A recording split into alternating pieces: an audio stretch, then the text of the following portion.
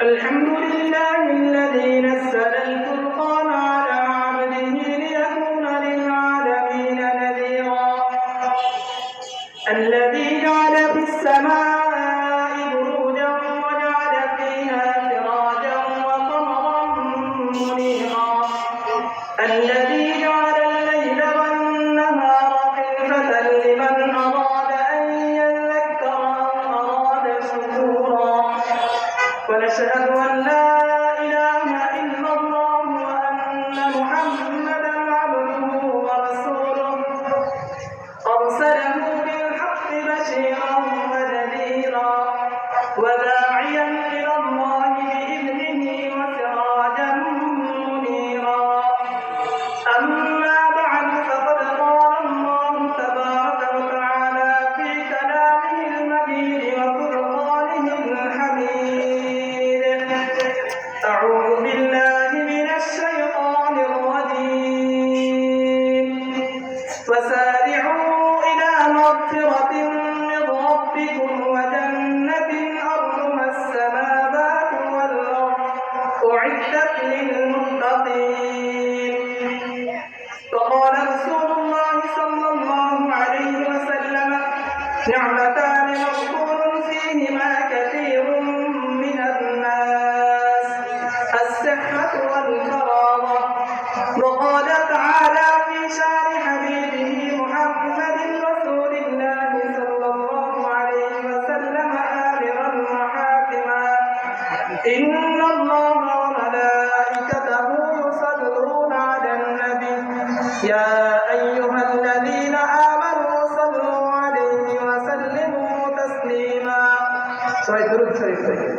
اللهم صل على سيدنا ونبينا وشفيعنا وحبيبنا ومولانا محمد صلى الله عليه وعلى آله وأصحابه وبارك وسلم اللهم صل على سيدنا ونبينا وشفيعنا وحبيبنا ومولانا محمد صلى الله عليه وعلى آله وأصحابه وبارك وسلم سبحانك لا علم لنا إلا ما علمتنا فعلمنا ما ينفعنا وانفعنا ما علمتنا إنك أنت العليم الحكيم আল্লাহ রাব্বুল আলামিনের দরবারে অসংখ্য অগণিত শুকরিয়া যে রব্বি কারীম আমাদেরকে বিনা তলবে বিনা দরখাস্তে কোন ধরনের আবেদন ছাড়া আল্লাহ তাআলা আমাদেরকে ঈমানের দৌলত দান করেছেন। যখন আমরা সর্বপ্রথম ভূমিষ্ঠ হয়েছি, সর্বপ্রথম পৃথিবীর আকাশ বাতাস দেখেছি, তখন সর্বপ্রথম আমার কানে যে ধ্বনিটি উদ্ভাসিত হয়েছিল, যে শব্দটি আমার কানে এসেছিল, সেটা ছিল আল্লাহু আকবার, আল্লাহ সবথেকে বড়। সর্বপ্রথম আমার কানে যে ধ্বনি এসেছিল সেটা ছিল আশহাদু আল্লা ইলাহা ইল্লাল্লাহ, আমি সাক্ষ্য দিচ্ছি আল্লাহ ছাড়া কোনো মাবুদ নেই। যখন আমি একটু হাসতে শিখেছি, বলতে শিখেছি, তো বাবা মা আত্মীয় স্বজন চেয়েছেন যে আমার মুখের প্রথম বাণীটি, প্রথম শব্দটি যেন হয় আল্লাহর নাম। যখন আমি পড়তে শিখেছি, তো আমার বাবা মা আমাকে শিক্ষা দিয়েছেন ইকরা বিসমি রাব্বিকাল্লাযী খলাক, তোমার রবের নামে পড়ো। যখন আমার মা মুসাল্লায় নামাজে দাঁড়িয়ে আল্লাহকে সিজদা করতেন, নামাজ পড়তেন, তো ছোট নামাজের যখন আমি ছিলাম, তখন মায়ের সাথে সাথে আমিও সিজদা করতাম। এটা বিনা দরখাস্তে বিনা তলবে আল্লাহ তাআলা আমাদেরকে দান করেছেন। অথচ এক মুসলিম 60 বছরের সময় ইসলাম গ্রহণ করার পরে আফসোস করে বলতেছে, হায় আফসোস, আমার জীবনের 60টি বছর যখন অতিবাহিত হয়ে গিয়েছে, তখন আমার রবকে আমি চিনেছি, আমার স্রষ্টার কুদরতি কদমে আমি সিজদা দিয়েছি, যখন আমার জীবন থেকে 60টি বছর অতিবাহিত হয়ে গিয়েছে। এজন্য হৃদয়ের সবটুকু ভালোবাসা উজাড় করে, সবটুকু আবেগ উজাড় করে, জবানের সবটুকু শক্তি দিয়ে শুকরিয়া আদায় করি আলহামদুলিল্লাহ। আওয়াজ আসে না? আল্লাহ তাআলা এত বড় নিয়ামত দান করেছেন, জবানের সবটুকু শক্তি দিয়ে শুকরিয়া আদায় করব আলহামদুলিল্লাহ। আল্লাহ তাআলা বলেন ওয়া ইন তাউদ্দু নি'মাতাল্লাহি লা তুহসুহা, যদি তোমরা আমার নিয়ামতকে গণনা করো তো গুণে শেষ করতে পারবে না। অপর আয়াতে আল্লাহ তাআলা বলেন হুয়াল্লাযী আনশাআকুম ওয়া জাআলা লাকুম আস-সাম'a ওয়াল আবসারা ওয়াল আফ'িদা قليلا ما تشكرون। হে বান্দা, আমি তোমাকে সৃষ্টি করেছি। তিনি ওই সত্তা যিনি তোমাদেরকে সৃষ্টি করেছেন। وجعل لكم السمع والابصار والافئده। এই শ্রবণ শক্তি আল্লাহ দান করেছেন, এই দৃষ্টি শক্তি আল্লাহ দান করেছেন, এই অন্তর আল্লাহ দান করেছেন। তো আল্লাহর দেয়া জবান দ্বারা বলতে হয় তো আল্লাহর কথাই বলবো। এই আল্লাহর দেয়া দৃষ্টি শক্তি, আল্লাহর দ্বারা শ্রবণ শক্তি দ্বারা যদি শুনতে হয় তো আল্লাহর কথাই শুনবো। আল্লাহর দেয়া অন্তরে যদি কাউকে বসাতে হয়, কাউকে ভালোবাসতে হয় তো সেটা যেতে হয় আল্লাহর ভালোবাসা। যাই হোক, আমি আপনাদের খেদমতে পবিত্র কোরআনের একখানা আয়াত রাসূল করিম সাল্লাল্লাহু আলাইহি ওয়াসাল্লামের একখানা ছোট্ট হাদিস তেলাওয়াত করেছি। এর আলোকে কিছু আলোচনা করার চেষ্টা করবো ইনশাআল্লাহ। পৃথিবীর প্রত্যেকটি মানুষ সফলতা চায়, প্রত্যেকটি মানুষ সফল হতে চায়, প্রত্যেকটি মানুষ শান্তিতে থাকতে চায়, পৃথিবীর প্রত্যেকটি মানুষ কষ্ট থেকে বাঁচতে চায়। যদিও সফলতার মাত্রাটির মধ্যে ভিন্নতা রয়েছে, আমি যেটাকে সফলতা মনে করি আর একজন সেটাকে ব্যর্থতা মনে করি, আমি যেটাকে ব্যর্থতা মনে করি আর একজন সেটাকে সফলতা মনে করি। কিন্তু সফলতা সবাই চায়, শান্তি সবাই চায়, সুখ সবাই চায়। একটি উদাহরণ দিই তাহলে সহজেই বুঝবেন। রাসূল করিম সাল্লাল্লাহু আলাইহি ওয়াসাল্লামের এক সাহাবা জিহাদের ময়দানে যুদ্ধ করতেছে। যুদ্ধ করতে করতে করতে করতে হঠাৎ করে কাফেরদের একটা তীর তার বুকে এসে বিঁধল। তো সে শাহাদাতের অমিও সুদা পান করতেছে আর বলতেছে, ফুস্তু ওয়া রাব্বিল কাবা, কাবার রবের শপথ আমি সফল হয়েছি, কাবার রবের শপথ আমি সফল হয়েছি। তো এই কাফেরটা লক্ষ্য করলেন যে আমি তো দেখতেছি তার জীবনের সকল ব্যর্থতা তার সামনে, কারণ দুনিয়ার আরাম আয়ে সব শেষ হয়ে যাচ্ছে, দুনিয়ার জগৎ সে ত্যাগ করে অন্য জগতে চলে যাচ্ছে। তো তার জীবনে তার সামনে তো এখন সকল ব্যর্থতা উপস্থিত, অথচ সে বলতেছে ফুস্তু ওয়া রাব্বিল কাবা, কাবার রবের শপথ আমি সফল হয়েছি। তো এই ঘটনাটা তার অন্তরে সারাক্ষণ আলোড়ন সৃষ্টি করতে লাগলো। সারাক্ষণ সে ভাবতে লাগলো আসলে মুমিনের সফলতা কি। মৃত্যুর সময় তো কেউ মিথ্যা বলতে পারে না, কারণ মৃত্যুর সময় মিথ্যা বলে কোনো সার্থকতা নেই, কোনো লাভ নেই। তাহলে মৃত্যুর সময় কেন মিথ্যা বলবে? আসলে মুমিনের সফলতা কি? মুমিনের সফলতা কি? আল্লাহ তাআলা বলেন, ফামান যুহজিহা আনিন নারি ওয়া উদখিলাল জান্নাতা ফাকাদ ফাজ। যাকে জাহান্নাম থেকে দূরে সরিয়ে রাখা হলো, ওয়া উদখিলাল জান্নাহ, এবং জান্নাতে প্রবেশ করানো হলো, ফাকাদ ফাজ, সে সফল। তাহলে একজন মুমিনের সফলতা কি? জান্নাত অর্জন করা। আর একজন মুমিনের ব্যর্থতা কি? জাহান্নামী হওয়া। জান্নাতি হওয়া একজন মুমিনের সফলতা, জাহান্নামী হওয়া একজন মুমিনের ব্যর্থতা। এখন আমি যদি জিজ্ঞাসা করি আমাদের মধ্য থেকে কে কে স্থায়ী সফলতা জান্নাত অর্জন করতে চাই, তাহলে সবাই আমরা হাত জাগাবো নাকি? আমি একটু দেখি কে কে স্থায়ী সফলতা জান্নাত অর্জন করতে চাই, একটু হাত জাগাই। আমরা সবাই স্থায়ী সফলতা জান্নাত অর্জন করতে চাই, জাহান্নাম থেকে বাঁচতে চাই। কিন্তু জান্নাতে যাওয়ার পথে কিছু বাধা রয়েছে, জাহান্নাম থেকে বাঁচার পথে কিছু বাধা রয়েছে, আল্লাহ তাআলার নৈকট্য লাভের পথে কিছু বাধা রয়েছে। সকলে চায় জান্নাতি হবে, সকলে চায় জাহান্নাম থেকে বাঁচবো, সকলে চায় আল্লাহর নৈকট্য লাভ করবো। কিন্তু এর পথে কিছু বাধা রয়েছে, কিছু প্রতিবন্ধক রয়েছে, যে প্রতিবন্ধকের কারণে আমরা জান্নাতি হতে পারি না, জান্নাতের পথে চলতে পারি না, আল্লাহর সন্তুষ্টির পথে চলতে পারি না, আল্লাহর নৈকট্যের পথে চলতে পারি না। তো সেই বাধাগুলো কি, সেগুলো নিয়ে আমরা আলোচনা করবো ইনশাআল্লাহ। জান্নাতের পথে সর্বপ্রথম যে বাধা সেটা হলো শয়তান।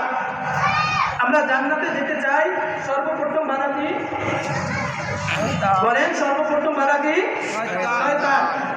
আমরা আল্লাহর নৈকট্য লাভ করতে চাই, আল্লাহকে সন্তুষ্ট করতে চাই, তো পথের বাধা কি? শয়তান। এখন শয়তানের বাধা থেকে পরিত্রাণের উপায় কি? আমি আপনাদের একটা উদাহরণ দেই, উদাহরণ দিলেই বুঝবেন যে এখান থেকে বাঁচার উপায় কি। আমি মনে করেন আমার বন্ধুর বাসায় রওনা হয়েছি বন্ধুর দিদারের জন্য, বন্ধুর সাথে সাক্ষাৎ করব। তো বন্ধুর বাড়ির কাছে যখন গেছি, দেখি যে বন্ধুর বাড়ির দরজায় একটা কুকুর, এমন কুকুর যে হয়তো তার জীবন যাবে, আমাকে প্রবেশ করতে হলে তাকে হত্যা করে তারপর প্রবেশ করতে হবে, তার জীবন থাকা সত্ত্বেও আমাকে ভিতরে প্রবেশ করতে দিবে না। তো আমি তো আমার বন্ধুর দিদার আকাঙ্ক্ষী, দিদার চাই, কিন্তু পথে বাধা কি? বলেন তো এখন এখান থেকে পরিত্রাণের উপায় কি? বন্ধুর কাছে যাওয়ার উপায় কি? পকেট থেকে মোবাইলটা বের করে বন্ধুর কাছে ফোন করা, বন্ধু আমি তোমার কাছে এসেছি কিন্তু পারতেছি না তোমার কুকুরের কারণে। বন্ধুকে ডাক দেওয়া, বন্ধু আমি তোমার কাছে এসেছি কিন্তু পারতেছি না, কেন? কুকুরের কারণে। তো যখন বন্ধু শুনবে যে আমি আসতে চাই, আসতে পারতেছি না, কি জন্য? কুকুরের কারণে। তো বন্ধু আসলে আর কুকুর কোনো আওয়াজ করবে না। আমরা আল্লাহর কাছে পৌঁছতে চাই, জান্নাত অর্জন করতে চাই, জান্নাতি হতে চাই, আল্লাহর নৈকট্য লাভ করতে চাই, পথে বাধা কি? শয়তান। করণীয় কি? আল্লাহকে ডাক দাও, আল্লাহ আমি তো দুর্বল, বারবার প্রতিশ্রুতি করি তোমার পথে চলবো, বারবার প্রতিশ্রুতি করি, ওয়াদা করি তোমার পথে হাঁটবো, তোমাকে লাভ করবো, তোমার ভালোবাসা লাভ করবো, তোমার জান্নাত লাভ করবো, জাহান্নাম থেকে বাঁচবো, কিন্তু পারতেছি না শয়তানের কারণে। তুমি আমাকে রক্ষা করো, তোমার কুদরতি হাত দ্বারা আমাকে তোমার কাছে টেনে নাও। দেখেন শয়তান মানুষকে যে ধোঁকা দেয়, একজন মুসলমানকে সে সরাসরি বলবে না যে তুমি নামাজ ছেড়ে দাও, তুমি ইমান ছেড়ে দাও, তুমি কুফরি গ্রহণ করে নাও, তুমি তোমার দিনকে ছেড়ে দাও, এটা সে বলবে না।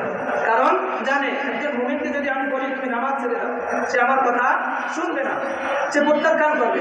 শয়তান কি করে? কৌশল করে। এখনো তো তুমি যুবক, এখন কেন ইবাদত?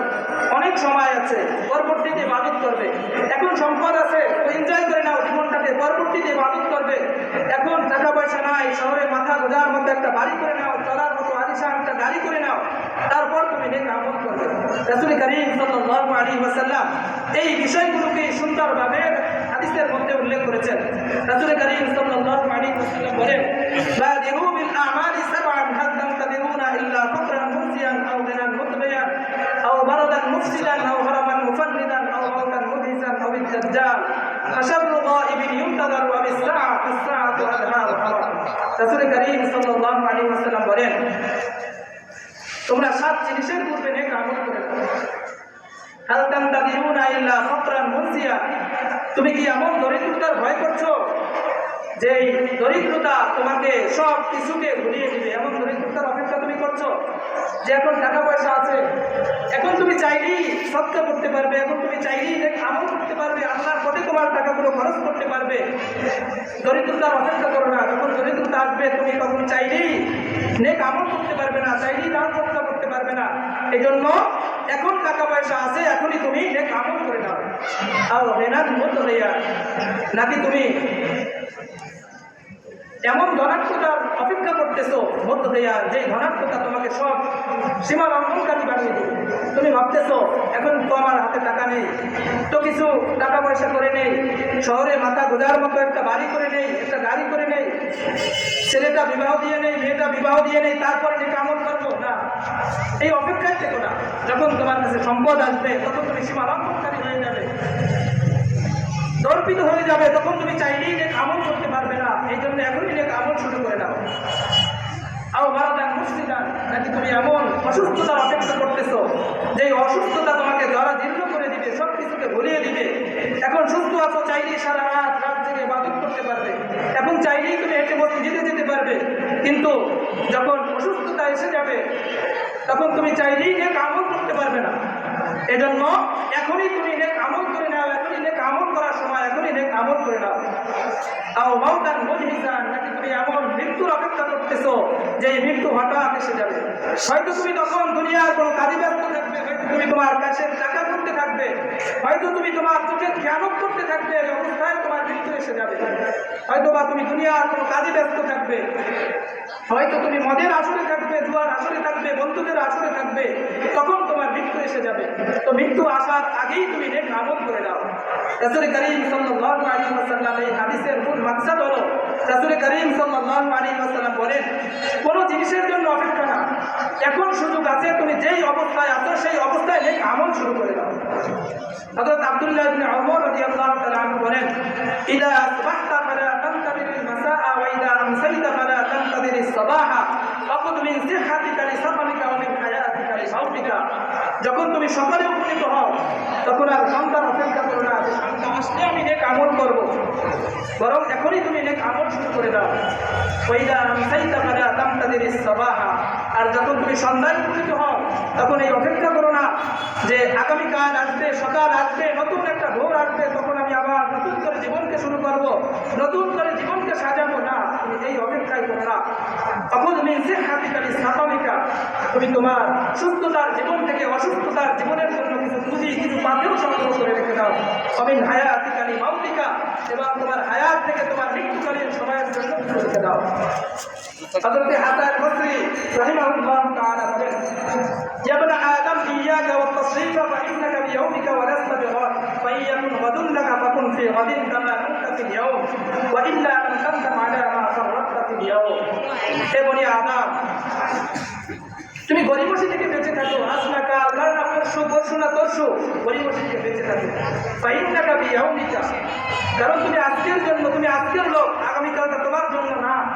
ফাইয়াকুন গাদুন লাকা, এরপরেও যদি তুমি আগামীকালটা পেয়ে যাও, ফাইয়াকুন গাদুন লাকা ফাকুন ফি গাদিন কামা কুনতা ফিল ইয়াউম, তাহলে তুমি আগামীকালটা ওইভাবেই ব্যবহার করো যেমন আজকের দিনটাকে তুমি ব্যবহার করেছো। ওয়া ইল্লা লাম তানদাম আলা মা ফাররাততা ফিল ইয়াউম, আর যদি তুমি আগামীকালটা না পাও তাহলে আজকের দিনটার জন্য পরবর্তীতে তোমার আর আফসোস করতে হবে। প্রসিদ্ধ মুহাদ্দিস আব্দুর রহমান ইবনে আবি নুআইম, তাকে এক ব্যক্তি জিজ্ঞাসা করছিল যে আপনি যদি জানতে পারেন যে আজকের এই মুহূর্তটা আপনার শেষ মুহূর্ত, আজকের দিনটাই শুধু আপনি বাঁচবেন, আগামী দিন আপনার মৃত্যু হয়ে যাবে, তো আপনি কী নেক আমল করবেন?